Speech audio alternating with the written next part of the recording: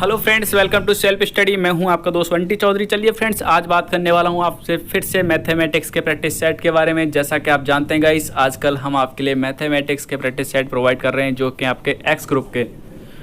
तो उम्मीद करते हैं वीडियो जो है आपको पसंद आ रही होंगी, आपको क्वेश्चंस पसंद आ रहे होंगे कि आपके लेवल के हैं या नहीं। आप बोलते हैं कि लेवल होना चाहिए, लेवल अच्छा होना चाहिए, तो लेवल आपको दिख रहा है कितने अच्छे लेवल के प्रैक्टिस सेट आपके लिए प्रोवाइड कर रहे हैं। तो उम्मीद करते हैं पसंद आ रहे होंगे, और अपने फ्रेंड्स के लिए शेयर जरूर करिएगा गाइस कि वीडियो कैसा लगा, और हमें फीडबैक ज़रूर दीजिएगा हमें। और साथ ही आप इस चैनल पर नए हैं तो प्लीज़ चैनल को सब्सक्राइब कर लीजिएगा, और साथ ही बेल आइकन को क्लिक कर लीजिएगा, जिससे आपको नोटिफिकेशन मिले सबसे पहले। तो चलिए गाइस, स्टार्ट करते हैं। पसंद आए तो लाइक ज़रूर करिएगा। फर्स्ट क्वेश्चन दे रखा है जिसमें आपसे बोल रहा है, यदि x/a cos theta plus y/b sin theta equal to 1 है, और आपके लिए बोल रखा है x/a sin theta minus y/b cos theta equal to 1, तो आपसे बोल रहा है इनमें से कौन सी कंडीशन जो है आपकी करेक्ट होगी। तो गाइस देखिएगा, समझिएगा। अगर आप करते हैं इन दोनों इक्वेशनों का स्क्वायर, और स्क्वायर करके आप इनको ऐड कर देते हैं, तो आपकी इक्वेशन निकल के आएगी ये। अब देखो कैसे आएगी, देखिएगा। तो देख सकते हैं गाइस, ये आपके सामने क्वेश्चन लिख रखा है। हमने इसे फर्स्ट और सेकंड दो इक्वेशन मान लिया है। इन दोनों को स्क्वायरिंग करके वो दोनों को क्या कर रहा हूँ, ऐड कर रहा हूँ। तो ऐड करने के बाद देख सकते हैं इनका स्क्वायर आप खोल सकते हैं। जब इनका स्क्वायर a माइनस बी और a प्लस बी का होल स्क्वायर वाला फॉर्मूला खोल सकते हैं, तो ये प्लस वाला है, ये माइनस वाला, दोनों को ब्रेक किया। आप समझ सकते हैं 1 का स्क्वायर 1 ही होता है, तो 1 + 1 2 हो जाता है। यहाँ आप देख पा रहे हैं, यहाँ देखो जो कॉमन है वो यहाँ कट जाएगा, क्योंकि एक नेगेटिव एक पॉजिटिव है। यहाँ से आप देख पाएंगे, देखिए जो ये दे रखा है और ये दोनों क्या है, एक नेगेटिव एक पॉजिटिव है, ये कट जाएगा। बचता है ये आपके पास। यहाँ देखिए, यहाँ अगर मैं कॉमन ले लेता हूँ गाइज, आपसे देख सकते हैं x² अपॉन a² अगर कॉमन ले लेता हूँ, यहाँ से y² अपॉन b² कॉमन ले लेता हूँ, तो ये बचता है। और इसकी वैल्यू आप जानते हैं, आपने ये प्रॉपर्टी पढ़ी होगी, sin² theta plus cos² theta equal to 1 होता है। तो इसकी वैल्यू 1 1, तो आप देख सकते हैं आपकी इक्वेशन निकल के आ जाती है। नेक्स्ट क्वेश्चन में आपसे बात करेगा ये किसके इक्वल होगा। तो देखो, इसके दो तरीके होते हैं, दो फंडे होते हैं, कोई सा भी लगा सकते हैं। एक तो है इसमें अल्फा की वैल्यू आप कुछ भी पुट करके देख लो। तो देखिए गाइस, अगर आप इसमें, आपको डाउट हो सकता है कब, जब आपकी दो ऑप्शन आपके सामने करेक्ट होकर आते हैं, तब आपको डाउट हो जाएगा इस क्वेश्चन पर। देखिएगा कैसे हो जाएगा। अगर आप करते हैं इसमें थीटा की वैल्यू पुट करते हैं 0, मतलब अल्फा की वैल्यू 0 लेके चलते हैं, आप जानते हैं साइन 0 हो जाता है 0 पर, तो ये 0 ये 0, तो 1/1 आएगा रूट के अंदर, तो क्या आ जाएगा आंसर आपका 1 आएगा। तो अब देखो इनमें कौन सा ऑप्शन ऐसा है जिसमें पुट करने पर आप अगर अल्फा की वैल्यू 0 पुट करते हैं, तो आपका कौन सा इसमें ऑप्शन है जो क्या 1 आंसर दे देता है। तो गाइज ये भी देगा, ये भी आपको 1 देगा, और साथ में ये भी आपको 1 देगा। तो मतलब ये है, यहाँ पे आप अल्फा की वैल्यू 0 ना पुट करके कुछ और ट्राई करिएगा पुट करके। अगर आप पुट करते हैं 30, तो अल्फा की वैल्यू 30 पुट करके देखेंगे, तो यहाँ से देखो निकल के आ जाएगी वैल्यू, तो यहाँ से निकल के आएगी। और सेम जो ऑप्शन आप चेक करेंगे, इनमें से किसी न किसी ऑप्शन से आपका आंसर निकल के आएगा, तो समझ लो वही ऑप्शन आपका करेक्ट है। एक तो ये तरीका होता है। दूसरा तरीका ये होता है, देखिएगा कैसे। दूसरा तरीका का ये होता है, आपका ये क्वेश्चन दे रखा है, हमने क्या किया, ऊपर नीचे मल्टीप्लाई किया है, नेगेटिव, ये नेगेटिव में दे रखा था, पॉजिटिव लेके। अब ऐसा क्यों किया है, क्योंकि आप समझ सकते हैं ट्रिग्नोमेट्री के फॉर्मूले आपको जितने अच्छे से आते हैं, उतने ही आप अच्छे से इन क्वेश्चंस को एक्सप्रेस करके सॉल्व कर पाएंगे, और उतने ही शॉर्ट तरीका आप इसमें लगा पाएंगे। तो देखिए हमने ऐसा ही किया है यहाँ पे। तो देख सकते हैं ये किसका फॉर्मूला होता है, यहाँ आपके सामने फॉर्मूला लिखा हुआ है गाइस, ये होता है cos² थीटा। तो ये होल स्क्वायर बन जाता है, जब स्क्वायर रूट लगा हुआ है ऊपर, तो स्क्वायर रूट की वजह से यहाँ से स्क्वायर ही हट जाएगा, ऐसे सिमिलरली इसका स्क्वायर भी हट जाएगा। तो ये कंडीशन बचती है। तो देख सकते हैं इसे अलग अलग ब्रेक करेंगे, तो ये बन जाता है आपका, यहाँ पे बनेगा 1/cos कर सकता हूँ मैं इसे cos अल्फा, और यहाँ कर दूंगा 10/cos।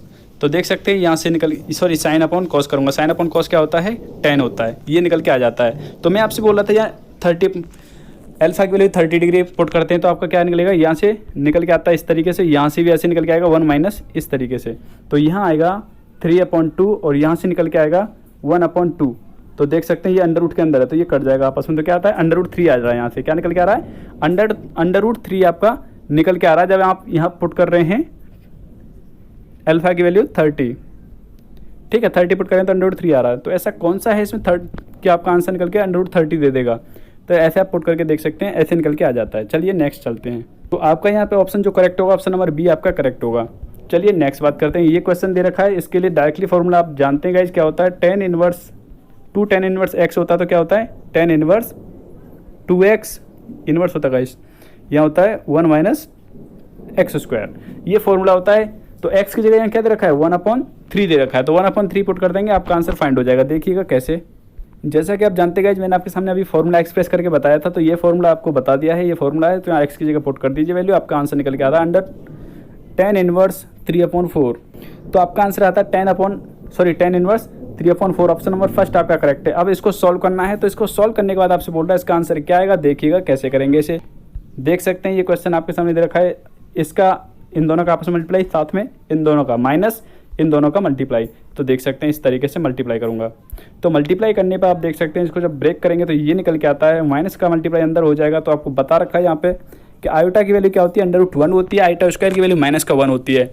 तो देख सकते हैं जब मल्टीप्लाई करने पर ये आपका निकल के आएगा, आप खुद ट्राई कर सकते हैं, आपका आंसर फाइंड हो जाएगा। तो आपका यहाँ आंसर निकल के आता है, ऑप्शन नंबर सी आपका करेक्ट होगा। नेक्स्ट क्वेश्चन दे रखा है, ये आपसे पूछ रहा है इसका आंसर क्या होगा। तो गाइस जब भी आपके सामने इस टाइप की कंडीशन हो या आपके सामने इन्वर्स की कंडीशन हो, तो क्या होता है उल्टा हो जाता है जी, एडजेसेंट जो बाद में रखा हुआ वो पहले आ जाएगा बी, और एडजेसेंट ऑफ ए। तो आपका ऑप्शन होगा ऑप्शन नंबर बी आपका करेक्ट होगा। नेक्स्ट बात करते हैं, नेक्स्ट क्वेश्चन दे रखा है जिसमें बोल रखा है ये दे रखा है कंडीशन ये दे रखी है, तो आपसे बोल रहा है एक्स की वैल्यू क्या होगी यहाँ पे, तो x की वैल्यू फाइंड करनी है। तो आप कैसे करेंगे देखिएगा, अगर मैं इसमें कर देता हूँ 2 से मल्टीप्लाई, तो क्या हो जाएगा 6x + 2y इक्वल टू, यहाँ 2 का मल्टीप्लाई कर देंगे पूरी मैट्रिक्स में ये, और इसकी वैल्यू आप यहाँ से पुट कर सकते हैं। जब ये वैल्यू यहाँ पुट करेंगे इधर लेके जाएंगे तो नेगेटिव हो जाएगी, नेगेटिव होने के सब्ट्रैक्ट कर देंगे, आपका आंसर फाइंड हो लेगा। तो देखिए गाइस ये आपके सामने लिखा हुआ है, क्वेश्चन दे रखा है y को इधर लेके चला गया तो माइनस में हो जाता है। तो आप क्या करेंगे, y की वैल्यू जो आपके सामने दे रखी है ये पुट कर देंगे। तो यहाँ पे आप देखेंगे y की वैल्यू कैसे निकल के आती है। देखो यहाँ पे अगर y निकालना चाहते हैं तो क्या करेंगे, 2 का डिवाइड कर देंगे, 2 का डिवाइड पहले एलिमेंट में किया तो ये आएगा, अब 3 में करेंगे तो 3/2 आ जाएगा, 2 का डिवीजन 1 में करेंगे तो ये आएगा, और 2 का डिवीजन 6 में करेंगे तो ये आ जाएगा, ये निकल के आ जाता है y यहाँ से। तो y की वैल्यू यहाँ पुट कर देंगे। अब आप सब्ट्रैक्ट करना जानते हैं, सब्ट्रैक्ट आपके सामने इस तरीके से मैंने करके दिखा रखा है, तो आप देख सकते हैं कंडीशन आपकी निकल के आती है इस तरीके से, ये निकल के आया 3x के इक्वल, x निकालेंगे तो क्या निकलेगा 3 का डिवाइड करेंगे, 3 का डिवाइड करने के बाद आपका आंसर निकल के आ जाता है। तो उम्मीद करता हूँ समझ पा रहे होंगे। तो आपका आंसर जो होगा करेक्ट गाइस, यहाँ पे ऑप्शन नंबर आपका ए यहाँ पे करेक्ट होगा। चलिए नेक्स्ट बात करते हैं। नेक्स्ट क्वेश्चन दे रखा है आपके सामने जिसमें आपसे बोल रहा है, ये कंडीशन दे रखी है, आपसे बोल रखा है ये किसके इक्वल है। आपसे बोल रखा है ये ए और बी क्या है, 2 डिसजॉइंट क्या हैं, ये सेट हैं। डिसजॉइंट आप कैसे कह सकते हैं, क्योंकि ये 5 के इक्वल है, मतलब इनका इंटरसेक्शन में कोई भी एलिमेंट ऐसा नहीं है जो इनके इंटरसेक्शन में आ रहा हो। क्लियर, कोई भी ऐसा एलिमेंट नहीं है जो इन दोनों के इंटरसेक्शन में आ रहा हो। तो क्या बोलते हैं उस कंडीशन को, उसमें बोलते हैं आप डिसजॉइंट। ये क्या दिखाता है, ये एम्प्टी सेट को दिखाता है। क्लियर, तो देखिए कैसे करेंगे। यहाँ देख पा रहे हैं आपके सामने क्वेश्चन ले रखा है, मैंने आपके सामने अलग अलग ले रखा है, या आप इसको छोड़ के आप यहाँ जाइएगा, क्योंकि जब मैं इंटरसेक्शन कैसे लेते हैं, यूनियन कैसे लेते हैं, देखो ये मैंने बता रखा है, ये डिसजॉइंट ऐसे होता है। देखो ये भी एक सेट है, ये भी एक सेट है। डिसजॉइंट कैसे हैं, देखो इनमें कोई कॉमन है क्या एलिमेंट, कोई भी कॉमन एलिमेंट नहीं है, तो क्या बोलते हैं इसे डिसजॉइंट। मतलब इन्फिनिटी आता है 5 के इक्वल आता है तो क्या होता है, ये डिसजॉइंट होता है। यूनियन आप लेना जानते हैं, यूनियन क्या होता है, जो सभी एलिमेंट्स जो दे रखे हैं सभी ले लेते हैं, यूनिवर्सल सेट इन दोनों का। क्लियर, अब आपके सामने कंडीशन दे रखी थी ये, तो गाइज ये कंडीशन आपको इम्प्लाइज करती है ये कि ए सबसेट ऑफ बी डैश का ए क्या है, सबसेट है। तो ये सबसेट है, अगर इनका यूनियन लेते हैं तो क्या आएगा, ये आएगा बी डैश आएगा। क्लियर, तो यही तो पूछ रहा था, यूनियन क्या निकल के आ रहा है, देखो क्या निकल के आएगा बी डैश, क्योंकि ये इसका सबसेट है। मान के चलो जैसे मैं बोल देता हूँ आपके सामने ए कोई सेट दे रखा है 1 2 3, और बोलता तो एन क्या होता है, नेचुरल नंबर का सेट 1 2 3 जो सोन सब है इसमें, तो क्या बोल सकते हैं ए सबसेट ऑफ एन, एन का क्या है, सबसेट है, या प्रॉपर सबसेट बोलते हैं जो इस तरीके से, ये क्या है, सबसेट है। क्लियर, जब ये सबसेट है गाइज आपके सामने, तो आप बोल सकते हैं अगर इनका यूनियन लेता हूँ, ये कंडीशन आ गई आपके सामने, अगर इनका यूनियन लूँगा तो आप देख सकते हैं इनका यूनियन लूँगा तो क्या होगा, इनमें बड़ा कौन सा है, क्योंकि ए के एलिमेंट सभी किसके अंदर हैं, एन के अंदर है, तो इनका यूनियन लूँगा तो क्या आएगा, एन ही तो निकल के आएगा, क्योंकि एन क्या है, एक बड़ा सबसेट है, यहाँ पे बड़ा सेट है एक, जिसके अंदर आपका ए भी लाई कर रहा है। तो बोल सकते हैं इस तरीके से कि क्या होगा आपका आंसर, ये करेक्ट होता है बी डैश के इक्वल आएगा। तो आपका आंसर निकल के आता है ऑप्शन नंबर डी आपका करेक्ट होगा। नेक्स्ट पूछ रहा है इसकी डोमेन आपसे फाइंड करवा रहा है, डोमेन कैसे फाइंड करेंगे देखिएगा। देख सकते हैं गाइज आपके सामने क्वेश्चन लिखा हुआ है। तो गाइज आपको पता होगा अंडर रूट के अंदर जो भी वैल्यू आती है आप इसको डोमेन फाइंड कर पा रहे हैं, क्योंकि इसके अपॉन में होता है। देखिए गाइज मैंने क्या ले रखा है, ग्रेटर देन इक्वल टू, मतलब ये बड़ा है या फिर जीरो के बराबर है, ठीक है। लेकिन अपॉन में होता तो मैं कौन सा साइन लेता, केवल ये साइन लेता। अगर ये अपॉन में होती कंडीशन तो मैं सिर्फ यही साइन लेके चलता, जीरो के इक्वल, मतलब जीरो से बड़ा लेके चलता। क्योंकि गाइज आप जानते हैं जो नेगेटिव में अंडर रूट के अंदर होता है उसका आप अंडर रूट नहीं फाइंड कर सकते, क्योंकि उसमें आयोटा आ जाता है। क्योंकि आप जानते हैं माइनस का अंदर आ जाता है, कोई भी नंबर आ गया तो देख सकते हैं ये क्या आता है, आयोटा माइनस में आ जाएगा। जो माइनस लगा हुआ है इसकी वजह से क्या होगा, आयोटा आएगा इसके साथ में। तो मतलब ये तो नहीं हो सकता एक तरह से, तो मतलब इससे जीरो से छोटी तो नहीं ले सकते, क्योंकि नेगेटिव में वैल्यू तो नहीं आती इसकी, क्या आएगी हमेशा पॉजिटिव में आएगी। अगर ये अपॉन में होता है जीरो होता है तो आप जानते हैं अगर अपॉन में कोई जीरो आ जाता है तो उसकी क्या हो जाती है, अनडिफाइंड हो जाता है। तो इसलिए अगर अपॉन की कंडीशन में होता तो हम क्या लेके चलते हैं, केवल ये लेके चलते हैं हम ग्रेटर देन, ठीक है। लेकिन जब न्यूमिनेटर की फॉर्म में होता तो हम जीरो के इक्वल भी लेके चलते हैं और जीरो से बड़ा भी लेके चलते हैं। देख सकते हैं यहाँ से एक इक्वेशन बन जाती है। आप जानते हैं लॉग यहाँ दे रखा है, इस लॉग को मैं इधर लेके जाऊँगा तो क्या बन जाएगा, ई की पावर जीरो बनेगा, और ई की पावर जीरो बनेगा यहाँ क्या रह जाएगा, इस तरीके से रह जाता है आपके पास यों, ई की पावर जीरो मतलब वन के इक्वल, तो इसलिए यहाँ पे वन लिखा हुआ है गाइस इस तरीके से, ठीक है। तो ये वन रखा हुआ है, ये क्वाड्रेटिक इक्वेशन बन जाती है आपकी, देख लीजिए क्वाड्रेटिक इक्वेशन बन जाती है। तो आप यहाँ से देख सकते हैं क्या निकल के आता है, ये आता है आपका एक्स की वैल्यू क्या है, वन से छोटी है। क्या है, एक्स की वैल्यू वन से छोटी है या फिर वन के बराबर है, क्लियर।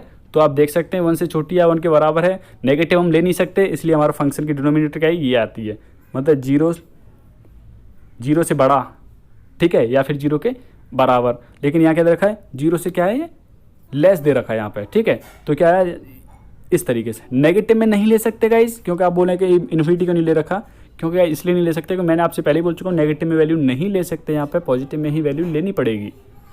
क्लियर, उम्मीद करता हूँ क्लियर हो गया होगा अच्छी तरह से। तो आपका आंसर होगा इनमें से कोई नहीं। चलिए नेक्स्ट बात करते हैं। नेक्स्ट क्वेश्चन आपसे पूछ रहा है इसका परिणाम क्या होगा, ये आपसे पूछ रहा है।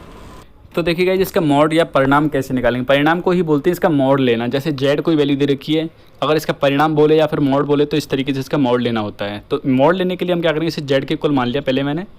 जेड के इक्वल मानने के बाद मैंने क्या किया, हमने नीचे से पहले आयोटा को हटाया। और आयोटा आप कैसे हटाना जानते हैं, इसी तरीके से हटा सकते हैं। इसे बोलते हैं संयोगानुपात, कॉन्जुगेट बोलते हैं इसे। कॉन्जुगेट लिया, कॉन्जुगेट लेने के बाद योगांतरानुपात लगा दिया इसमें। तो देख सकते हैं योगांतरानुपात तो ये बोलता है, जैसे आप समझ पा रहे हैं इस तरीके से होती है कोई कंडीशन। और एक होती है संयुग्मी। संयुग्मी से क्या कर रहा हूँ मैं इसमें, देख सकते हैं गुणा ऊपर नीचे मल्टीप्लाई कर रहा हूँ, मतलब ये इंग्लिश में इसे कॉन्जुगेट बोलते हैं। अब हिंदी में संयुग्मी बोलते हैं, यही होता है आई थिंक, ठीक है। तो इस तरीके से सॉल्व करेंगे तो ये यहाँ से निकालेंगे, आपकी वैल्यू निकल के आती है इस तरीके से, ये निकल के आ जाता है आपका जब आप इसे सॉल्व करेंगे। तो सॉल्व करने के बाद आप इसने पूछा मॉड लेंगे, तो मॉड क्या लेते हैं कि इसका स्क्वायर, मतलब ये अगर सामने आपके सामने एक्स प्लस वाई की फॉर्म में है, आयोटा वाई की फॉर्म में, तो एक्स की वैल्यू क्या है यहाँ से, ये है, ठीक है। वाई की वैल्यू क्या है, ये वाली है। तो एक्स और वाई की दोनों की वैल्यू निकाली तो क्या होता है, एक्स का स्क्वायर प्लस वाई का स्क्वायर अंडर रूट के क्या लेते हैं, x square plus y square, इस तरीके से होती है। तो आप यहाँ से देख सकते हैं इसे स्क्वायर रूट लेके तब इसे सॉल्व करेंगे तो आपके पास आंसर निकल के आता है इस तरीके से 1/√2। और देखो दूसरा इसका सिंपल तरीका क्या होता है, ये आपके सामने लिखा हुआ है, देख सकते हैं। इसका हमने क्या मॉड ले लिया, ऊपर का ऊपर ले लिया, नीचे का नीचे मॉड ले लिया, तो आपका आंसर डायरेक्टली फाइंड हो के आ जाता है 1/√2। तो भाई यहाँ आपका आंसर आता निकल के 1/√2। आपका ऑप्शन नंबर फर्स्ट आपका करेक्ट होगा। नेक्स्ट क्वेश्चन आपके सामने दे रखा है, इसने बोल रखा है PQR क्या है, समांतर श्रेणी में है, मतलब AP सीरीज में बोल रखा है PQR को। और बोल रहा है किसी गुणोत्तर श्रेणी में ये दे रखे हैं पद होंगे, ठीक है। किसी गुणोत्तर श्रेणी के पद, ये पद जो दे रखे हैं, ये टर्म्स जो हैं, पीथ टर्म, क्यूथ टर्म और बोल रखा है आर्थ टर्म, ये क्या है सभी GP सीरीज में हैं। तो आपसे फाइंड करवा रहा है कि कैसे निकल के आएगा। देखिए कैसे निकलेगा, तो देख सकते हैं गाइस आपके सामने दे रखा है गुणोत्तर श्रेणी में होंगे, ये हमें प्रूव करना है एक तरह से। तो देखिए PQR उसने बोल रखा था AP सीरीज में या समांतर श्रेणी में। तो समांतर श्रेणी में क्या होता है, मिडिल वाले का ट्वाइस इन दोनों के सम के इक्वल होता है। क्लियर, ये हो गया। अब बात कर रहा है आपसे पीथ टर्म निकाल लिए, ये हो गए इसकी, ये क्यूथ टर्म हो गई और ये आर्थ टर्म हो गई इसकी, ये निकाल लिए। तो हमने क्या किया देखिएगा, ये दे रखा है क्यूथ टर्म, मतलब बीच वाली ली और उसकी जगह हमने क्या किया, यहाँ से पुट किया गाइस, इक्वेशन फर्स्ट से यहाँ पे पुट कर दिया क्यू की वैल्यू, क्योंकि आप क्यू की वैल्यू निकाल सकते हैं, क्या होगा P प्लस R अपॉन में 2। तो देख सकते हैं यहाँ पे पुट कर दिया। अब पुट करने के बाद आप यहाँ देख पा रहे हैं LCM वगैरह लूँगा तो ये निकल के आएगा इस तरीके से, ठीक है। यहाँ पे ये निकलने के बाद आप क्या कर रहे हैं, आप यहाँ पे मैं ये कंडीशन जो दे रखी है गाइस आपके सामने, ये कंडीशन दे रखी है यहाँ पे, मैंने क्या किया है यहाँ पे मैंने दोनों तरफ स्क्वायर कर दिया है। तो दोनों तरफ स्क्वायर करूँगा तो देखिए यहाँ पे स्क्वायर करूँगा, एक यहाँ पे स्क्वायर करूँगा, तो यहाँ पे स्क्वायर को मैं कैसे चला सकता हूँ, इस तरीके से स्क्वायर कर सकता हूँ। और स्क्वायर मतलब जो अंदर घात दे रखे होते हैं उनका क्या होता है, आपस में मल्टीप्लाई होता है। तो यहाँ से ये 2 से 2 कट जाएगा, तो ये 2 से 2 अपॉन वाला कट जाएगा, तो ये बचेगी कंडीशन, ये आएगी इस तरीके से। अब ये कंडीशन आ जाती है तो इसको मैंने क्या लिखा, इस तरीके से लिख लिया है गाइस, देख सकते हैं ये लिख लिया, ये लिखा हुआ है गाइस आपके सामने, ये लिख लिया है यहाँ पे इस तरीके से इसी कंडीशन को। अब मैं इसको क्या लिख रहा हूँ, इसको अलग अलग में ब्रेक कर सकता हूँ, अलग अलग देख सकते हैं कैसे ब्रेक किया है इस तरीके से। ये गाइस मैं यहाँ R लगाना छोड़ दिया, ये R है यहाँ पे, R की पावर R-1 है ये। अब देखो A इंटू ए करूँगा तो ये निकल के आएगा A स्क्वायर R, जब यहाँ भी R है गाइस, ये भी R है और एक ये भी R है, तो R की पावर्स क्या होंगे, आपस में ऐड हो जाएंगे, तो क्या निकल के आएगा, ये कंडीशन आ जाएगी ऊपर जो दे रखी है। क्लियर, उम्मीद करता हूँ समझ पा रहे होंगे। ये गाइस आप यहाँ 2 को ये मत समझिएगा कि मल्टीप्लाई में, ये 2 मल्टीप्लाई में नहीं है इसके, ये P के साथ में मल्टीप्लाई में नहीं है, ये स्क्वायर है, इसका स्क्वायर अलग है, ये बाकी का लिखा हुआ है जो इस तरीके से लिखा हुआ है गाइस, समझ पा रहे हो तो ये इस तरीके से लिखा हुआ है। क्लियर, उम्मीद करता हूँ क्लियर हो गया होगा। तो आप देख सकते हैं इसकी जगह मैं क्या पुट कर सकता हूँ, यहाँ से P पुट कर सकता हूँ और यहाँ से ये R है गाइस जिसके साथ R की पावर में ये, तो यहाँ से क्या कर सकता हूँ TR पुट कर सकता हूँ। तो यहाँ देख पा रहे हैं PQR जो टर्म है किस फॉर्म में है, आपकी GP सीरीज में है। तो आपका यहाँ ऑप्शन जो करेक्ट होगा, ऑप्शन नंबर बी आपका यहाँ पे करेक्ट होगा। चलिए नेक्स्ट। तो नेक्स्ट क्वेश्चन को कैसे करेंगे देखिएगा। इसने पूछा है इसके प्रसार में, मतलब आप इसे एक्सप्रेस करते हैं तो आपसे पूछ रहा है इसे अगर एक्सप्रेस करते हैं तो इसके मिडिल टर्म क्या होगी, मतलब मध्य पद क्या होगा इसका। तो देखिए कैसे फाइंड करेंगे, देख पा रहे हैं यहाँ पे क्वेश्चन दे रखा है। तो मध्य टर्म निकालने के लिए कैसा करेंगे देखिएगा। अगर आप करते हैं पहले ये देखिए टोटल टर्म्स निकालेंगे तो क्या होता है n+1, तो क्या होगी 11 टर्म होंगी टोटल। इसका मिडिल टर्म निकालेंगे तो क्या निकलेगी, देखो C0 से स्टार्ट होता है, C0 C1 C2 C3 C4 और C5 और C6, तो मतलब 6वें नंबर पे होगा वो लिया जाता है 1 2 3 4 5 6, तो क्या होगा C5 क्या होगा 6th नंबर पे है, तो ये इसकी क्या होगी मिडिल टर्म होगी। याद रखिएगा गाइस, अगर 6th टर्म निकालेंगे तो उससे एक कम करके लेते हैं, जैसे हमें पता है इसकी मिडिल टर्म क्या होगी 6 नंबर पे आएगी वो होगी, 6वें नंबर पे आएगी वो होगी, तो 6वें नंबर पे आएगी तो क्या लेंगे C5, अगर 7वें पे आती तो क्या लेते हैं C6, क्योंकि C0 से स्टार्ट होता है, ये बात याद रखिएगा हमेशा। तो चलिए करते हैं। जब इसे सॉल्व करूँगा गाइज, तो सॉल्व करने के बाद आप देख पा रहे हैं यहाँ पे ये बनता है इस तरीके से। ये बनने के बाद आप यहाँ पर आंसर निकालेंगे तो आपका आंसर फाइंड कर सकते हैं, क्या निकलेगा 63/8, माइनस में 63/8। तो यहाँ का आपका ऑप्शन होगा ऑप्शन नंबर बी आपका करेक्ट होगा। नेक्स्ट क्वेश्चन आपके सामने दे रखा है लॉग में, ये अंडर रूट वेज दे रखा है नीचे और आपसे बोल रहा है कि 16 लॉग 16 की वैल्यू क्या होगी। तो देखिए कैसे फाइंड करेंगे। देखिए ये क्वेश्चन आपके सामने दे रखा है, ये क्वेश्चन आपको ये बता दूं ये फॉर्मूला इस तरीके से ब्रेक कर सकते हैं, तो हमने ये इसी तरीके से ब्रेक किया है गाइस।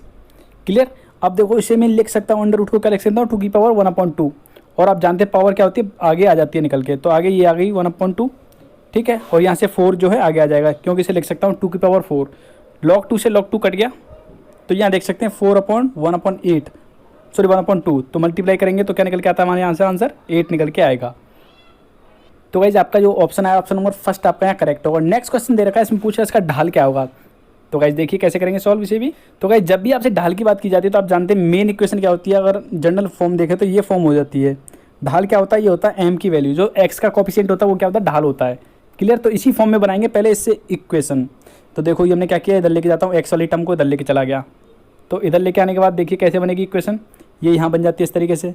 अब हमें बी का यहाँ y का कोफिशिएंट क्या है 1 है, तो यहाँ का y का कोफिशिएंट क्या करना पड़ेगा 1 करना पड़ेगा। 1 के लिए क्या करूँगा, अगर पूरी इक्वेशन में मैं मल्टीप्लाई कर देता हूँ दोनों तरफ b का, किसका b का कर रहा हूँ, तो b का मल्टीप्लाई करूँगा, b से b कट गया, यहाँ पे b का किया तो ये आएगा और यहाँ पे b का किया तो ये आया। तो इसका ढाल निकालेंगे। ढाल क्या होता है मैंने आपको बताया, ये होता है ढाल। तो m की वैल्यू यहाँ से क्या निकल के आती है, ये निकल के आती है आपकी -b/a।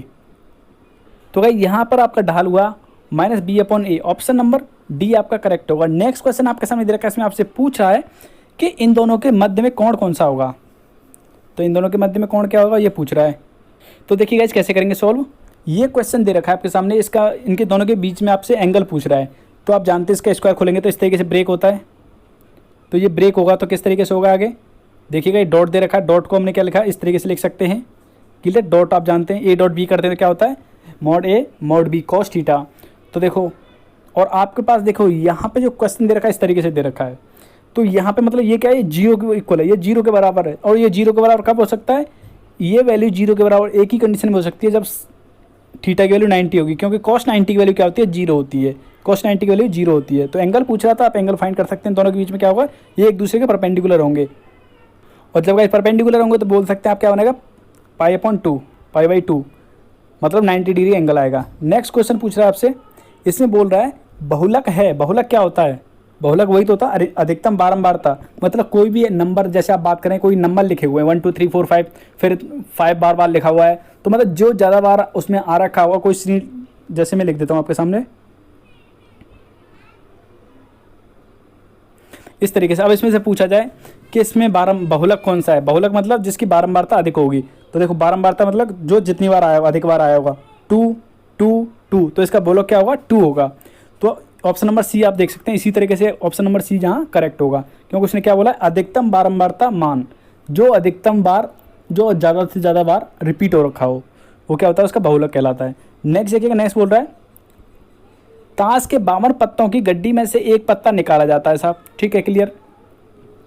एक कार्ड होते हैं, कार्ड में क्या है, एक पत्ता निकाल रहे हैं उसमें से। तो उसने बोला है कि प्रत्येक उसमें से पत्ते जो हैं ईंट, मतलब डायमंड का होने का, या तो डायमंड का है या फिर बोल रहा है वो राजा होने का। तो डायमंड के कितने होते हैं टोटल, 13, और किंग कितने होते हैं टोटल, 4।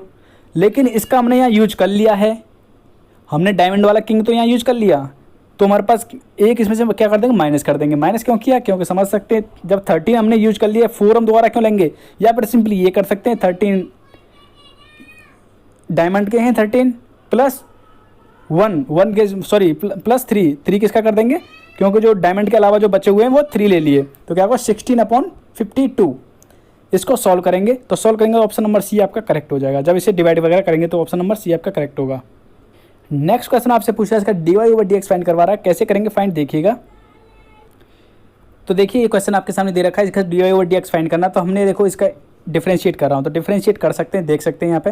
पहले हमने क्या किया, e की पावर x प्लस वाई का किया, क्लियर, ये हो गया। अब करूँगा x का तो 1 आया, फिर y का किया तो ये आया निकल के। यहाँ पर करूँगा, देखिए यहाँ पे x का किया तो 1 होगा, y यूँ कहते हूँ। अब मैं y का करूँगा और x यूँ कहते हूँ, तो देख सकते हैं। तो यहाँ पे dy ओवर dx कॉमन ले लेंगे, क्योंकि इधर एक साइड में लेके आ जाऊँगा और बाकी को जो मल्टीप्लाई करके इधर ले जाता हूँ सबको, क्लियर। जब ऐसा करेंगे तो देखिएगा ये कंडीशन आपके सामने फाइंड होके आती है। अब आप समझ सकते हैं जब ये कंडीशन फाइंड होके आई है तो देखिए इसकी जगह मैं क्या पुट कर सकता हूँ, इक्वेशन फर्स्ट से यहाँ से पुट कर सकता हूँ एक्स वाई, क्योंकि ये वैल्यू किसके बराबर है, एक्स वाई की वैल्यू इक्वल है एक्स वाई। ऐसे इसकी जगह क्या कर दूँगा, एक्स वाई, ये कर दिया। तो आपका आंसर कैसे निकल के आता है, ये यहाँ पर निकल के आ जाता है आपका आंसर, क्लियर। तो आप कभी कभी ऑप्शन में ये भी आंसर हो सकता है, ये भी आंसर हो सकता है, और ये आपके सामने ये भी आंसर हो सकता है। तीनों में से कोई सा भी ऑप्शन इसका देखने को मिल सकता है। तो भाई यहाँ पे आपका ऑप्शन की बात करें, ऑप्शन नंबर फर्स्ट आपका यहाँ पे करेक्ट होगा। नेक्स्ट क्वेश्चन दे रखा है, इसमें आपसे पूछा है इसका डिफरेंशिएट करवा रहा है, तो कैसे करेंगे डिफरेंशिएट, देखिएगा ये क्वेश्चन आपके सामने दे रखा है, ये रहा। इसको मैंने इस तरीके से लिख सकता हूँ, जब भी आपके सामने कहा ये थीटा यहाँ पे जो इसकी जगह डिग्री में लिखा है, या यहाँ पर साइन हो, चाहे यहाँ टेन हो, चाहे यहाँ पे कॉस हो, अगर डिग्री लगी हुई है तो आप इस तरीके से अपनी तरफ से ऐड कर लीजिएगा, और तब इसका आप क्या करेंगे, डिफरेंशिएट करेंगे। तो डिफरेंशिएट आपका निकल के आ गया। आप जानते हैं कॉस का क्या होता है, कॉस का होता है माइनस का साइन, तो माइनस का साइन, और 1/8 पाई बाई 180 आपके सामने इस तरीके से आ जाता है। तो आप देख सकते हैं आपका ऑप्शन जो करेक्ट होगा यहाँ पे, देखो ये भी ऑप्शन वही है, और यहाँ पे बात कर रहे हैं तो ये भी ऑप्शन आपका करेक्ट है, मतलब दोनों ही ऑप्शन यहाँ पे करेक्ट है। एक ही ऑप्शन इसमें दे रखा होगा, जब आपके सामने प्रैक्टिस सेट आएगा तो इसमें एक ही ऑप्शन जो है करेक्ट होगा आपका, क्लियर। तो आपका कोई भी एक ऑप्शन इसमें करेक्ट होगा, ये मतलब दोनों ऑप्शन नहीं आएंगे एक साथ। नेक्स्ट क्वेश्चन दे रखा है, इसमें आपसे पूछ रहा है इसका मैक्सिमम मान क्या होगा, इसका अधिकतम मान क्या होगा। देखो अधिकतम मान कैसे निकलेगा ये देखिएगा। तो देखिएगा ये अधिकतम मान निकालना, तो हम क्या करेंगे, पहले इसका एक बार इसका डिफरेंशिएट करेंगे। तो देखो एक बार डिफरेंशिएट करने के बाद ये निकल के आएगा, यहाँ देख सकते हैं, स्क्रीनशॉट ले सकते हैं या फिर इसे दोबारा से रिपीट करके देख सकते हैं किस तरीके से किया है। इसे u और v की फॉर्म में मान लिया, मतलब ये मान लिया u अपॉन v, तो नीचे तो v का स्क्वायर, ठीक है, और यहाँ क्या करूँगा, v यूँ कहते हो u का डिफरेंशिएट माइनस, अब यू यूँ का त्यों और v का डिफ्रेंशिएट, 1 का मतलब x का करूँगा तो क्या आएगा 1 आएगा, तो इसलिए मैंने 1 को लिख नहीं रखा। क्लियर, यहाँ से कट जाता है एक टाइम, ये आता निकल के, ये क्वेश्चन फर्स्ट मान लिया। नेक्स्ट इसका सेकंड टाइम डिफ्रेंशिएट करूँगा, तो सेकंड टाइम डिफ्रेंशिएट आपके सामने इस तरीके से किया, ये देखो ये कंडीशन आती है, इसे एक क्वेश्चन सेकंड मान लिया। अब आप क्या करेंगे, एक क्वेश्चन फर्स्ट को जीरो के इक्वलाइज पुट करेंगे, देखो ये मान लिया d y by d x equal to zero लेके चलते हैं, यहाँ से लॉग एक्स इक्वल टू निकल के आता है 1 के इक्वल, तो लॉग एक्स आता तो एक्स की वैल्यू फाइंड करेंगे तो एक्स की वैल्यू निकल के आती है ई निकल के आ जाता है। तो हमेशा इस तरीके से निकालेंगे जब भी आपके सामने मैक्सिमम मान पूछेगा तो। अब ई की वैल्यू आपको पुट करके देखनी है, किसमें, इसका सेकंड टाइम डिफ्रेंशिएट कर रखा उसमें वैल्यू पुट करिए, यहाँ पे एक्स की जगह ई पुट करेंगे, तो जहाँ जहाँ एक्स दे रखा वहाँ ई पुट करूँगा, तो यहाँ पे जो आंसर आ रहा है नेगेटिव में आ रहा है, और नेगेटिव का मतलब ये क्या है, आपका जीरो से कम है। और जब गाइज आपको बता दूं, जब जीरो से कम आता है मतलब लेस देन होता है जीरो से, ठीक है, जब जीरो से लेस होता है तो वो कंडीशन क्या होती है, उल्टा होता है यहाँ पे, मतलब ये मैक्सिमम मान के लिए है। अगर ये पॉजिटिव आ जाता है तो क्या बोलता है, मिनिमम मान निकलता है इससे। तो देखिए, देख सकते हैं यहाँ पे एक्स इक्वल टू ई पर क्या है, ये मैक्सिमम होगा। अगर ये पॉजिटिव आती वैल्यू तो क्या बोलते हैं, एक्स इक्वल टू ई पर क्या है, ये मिनिमम है, क्या है, निम्नतम है, ठीक है। अब अधिकतम है तो वहाँ का होता मिनिमम होता। क्लियर, तो देख लीजिए, जब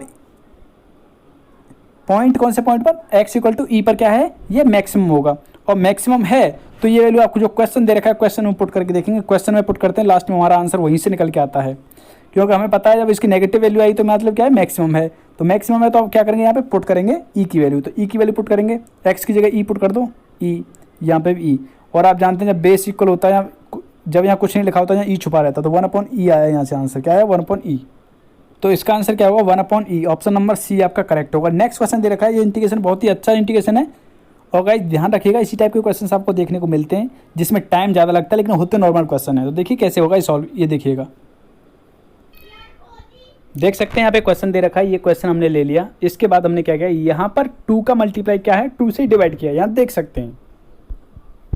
अब ऐसा क्यों किया, यहाँ देख पा रहे हैं इस तरीके से, और ये एक फॉर्मूला बन जाता है, जैसे आपने पढ़ा होगा cos a प्लस बी या cos a माइनस बी, तो ये फॉर्मूला बनता है cos a माइनस बी वाला फॉर्मूला, जैसे आपने पढ़ा होगा cos a माइनस बी, तो ये फॉर्मूला बन जाता है। ये फॉर्मूला बन जाता है तो इसकी जगह देखो यहाँ पर कंबाइंड होकर ये बनेगा, मर्ज होकर बना, तो यहाँ देख सकते हैं ये फॉर्मूला मर्ज होकर यहाँ बन जाता है, तो ये हमने ऊपर लेके जाते हैं तो क्या बन जाता है, सेक की फॉर्म में आता है, और सेक की फॉर्म में होता है तो आप सेक का फॉर्मूला जानते हैं, इंटीग्रेशन लेंगे तो क्या हो जाएगा 10 में आता है, इस तरीके से।